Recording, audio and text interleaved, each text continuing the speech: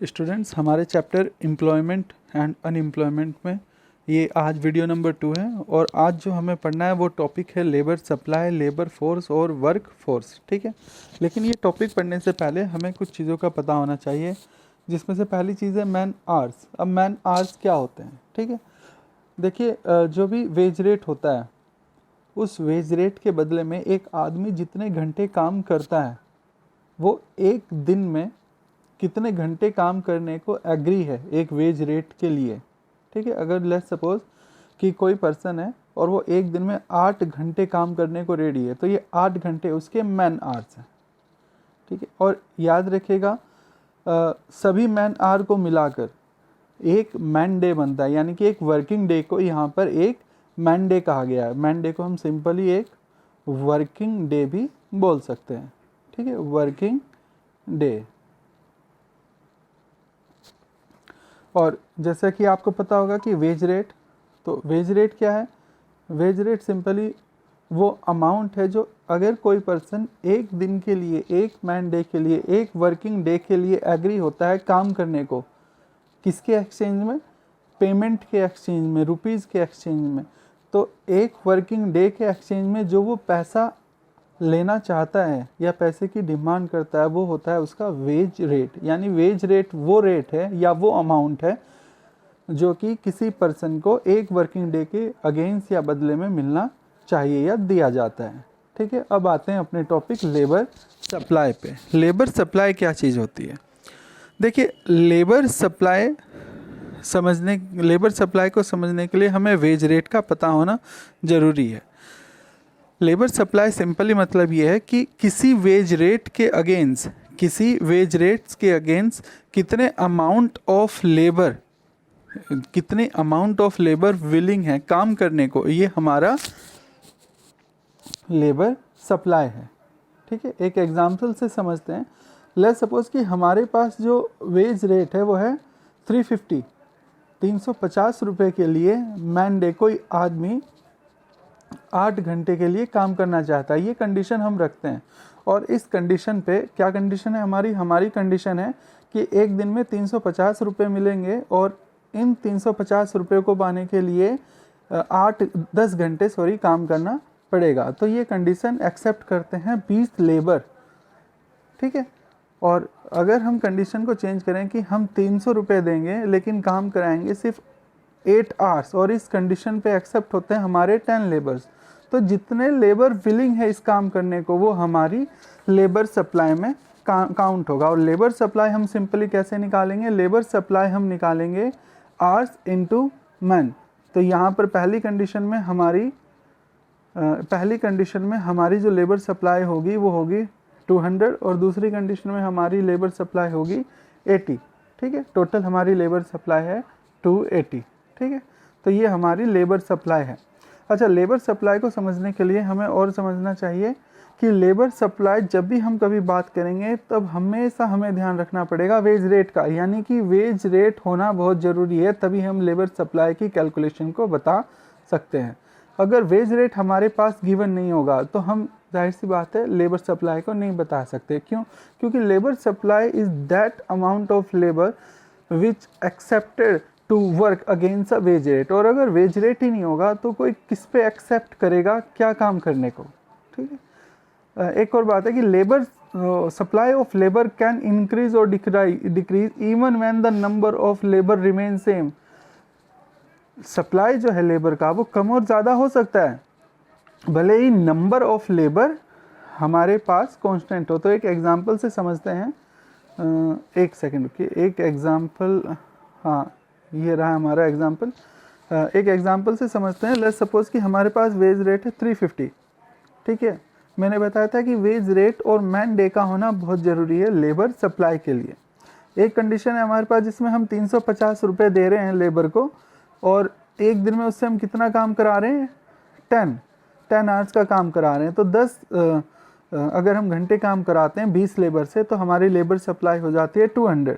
ठीक है, लेकिन इसी कंडीशन को अगर हम थोड़ा सा चेंज ये कर दें कि हम 350 रुपीज़ रखते हैं, लेबर को हम उतने ही रखते हैं यहाँ पर 20, लेकिन हम यहाँ पे मैन आवर्स को या मैन डे के आवर्स को चेंज कर देते हैं, उसे 8 कर देते हैं, तो इस कंडीशन में हमारी लेबर सप्लाई कितनी होगी 160।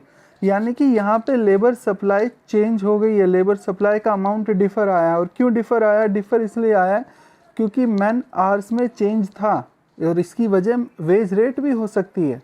मैन आवर्स में या मैन डे में चेंज था, लेकिन लेबर के नंबर्स में कोई चेंज नहीं था। तो इसलिए ये कहा गया है कि जो लेबर सप्लाई है वो लेबर सप्लाई चेंज इंक्रीज और डिक्रीज हो सकती है, भले ही नंबर ऑफ लेबर में कोई चेंज ना हो। देखिए, labour of supply of labour can increase और decrease even when the number of worker remain same because it measure in term of man days. ठीक है, तो लेबर सप्लाई सिंपली क्या होता है? लेबर सप्लाई होती है the amount of labour which are willing to work at the existing wage rate, ठीक है। Now next topic is labor force. Well, labor force वो नंबर ऑफ लेबर है जो कि एक्चुअली वर्किंग है प्लस विलिंग टू वर्क है। Wage rate के against उतने नंबर ऑफ लेबर जो कि दो कंडीशन पूरी करते हैं, जो कि एक्चुअली में जिनको काम मिल गया है वो भी, और जो काम करने के इच्छुक हैं वो, इन दोनों को अगर हम मिला दें वेज रेट के अगेंस्ट, तो ये हमारी बन जाती है लेबर फोर्स। जैसे कि अगर हमारा वेज रेट 300 है और लेबर है हमारे पास 10, और इस 10 में से हम 7 को तो दे देते हैं काम, और एक्सक्यूज मी 7 को तो हम दे देते हैं काम, और 2 लोग अभी भी हमारे पास विलिंग हैं जो यहाँ पर काम करना चाहते हैं, लेकिन एक इस वेज रेट पे काम करने का इच्छुक नहीं है, तो ये हमारी एम्प्लॉयमेंट में कैलकुलेट नहीं होगा। बचे कौन? बचे ये 7 और 2, 7 + 2। अब 7 को तो हम वर्क दे देते हैं, और 2 विलिंग टू वर्क हैं, मगर इन्हें अभी भी हमने काम नहीं दिया, लेकिन ये विलिंग टू वर्क हैं इस वेज रेट पर। ठीक है, तो इन 10 में से ये दोनों हमारी क्या बन जाएंगे? हमारी लेबर फोर्स बन जाएंगे। इसको हम 1 को इंक्लूड नहीं करेंगे। तो लेबर फोर्स सिंपली है कि number actually working people and those people who are willing to work at the existing wage rate।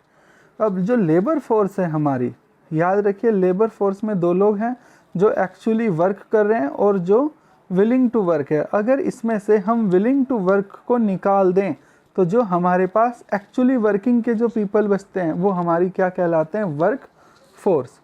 Number of person actually working and does not account for those who are willing to work. ठीक है, work force में हम केवल उन्हें ही include करते हैं जो कि एक्चुअली में वर्किंग है, ना कि वो लोग जो कि विलिंग टू वर्क है। जैसे कि यहाँ पर मैं बताता हूँ कि नंबर ऑफ पर्सन अगर हमारे पास 10 है, नंबर ऑफ पर्सन हमारे पास 10 है, और इस 10 में जो है 7 हमारे पास वर्किंग है, 2 विलिंग टू वर्क है और 1 is not willing to work है। तो टोटल हमारे पास जो लोग होंगे वो 10 है पॉपुलेशन में, और इन 10 में से हमारी लेबर फोर्स क्या होगी? जो वर्किंग है और जो विलिंग है, इन दोनों को मिला के लेबर फोर्स बनती है। तो हमारे पास लेबर फोर्स होगी 9। हमारे पास वर्किंग फोर्स क्या होगी? लेबर फोर्स में से अगर हम विलिंग टू वर्क को माइनस कर दें तो हमारे पास क्या बचेगी? एक्चुअल वर्किंग फोर्स, और एक्चुअल वर्किंग फोर्स को हम बोलते हैं वर्किंग फोर्स। ठीक है, तो यहाँ पे लेबर फोर्स होगी हमारी 9 और वर्किंग फोर्स होगी हमारी 7। ये कुछ बेसिक फॉर्मूले हैं जिन्हें आप देखिएगा। वर्क फोर्स है हमारा labour force minus number of person not working but are willing to work. ये माइनस करने के बाद देखिए, अगर हमारे पास हम लेबर फोर्स में से वर्क फोर्स को लेस कर दें तो इसका सिंपल मतलब ये होता है कि हमने वो लोग those who are willing to work उन्हें हमने बाहर निकाल दिया। जो लोग काम करने के इच्छुक हैं, एबल टू वर्क हैं, विलिंग टू वर्क हैं, but they do not get work, इन लोगों को हम क्या बोलते हैं? इन लोगों को हम बोलते हैं अनएम्प्लॉयड। तो नंबर ऑफ अनएम्प्लॉयड कितने हैं इसी फॉर्मूले से हम निकाल सकते हैं। अगर हमें नंबर ऑफ अनएम्प्लॉयड पता हो तो हम रेट भी अनएम्प्लॉयमेंट का निकाल सकते हैं। ठीक है, और ये है हमारा पार्टिसिपेशन रेट का फॉर्मूला है total workforce divided by total population into 100। तो ये कुछ बेसिक से फॉर्मूले थे, इनको आप देखिएगा। ठीक है।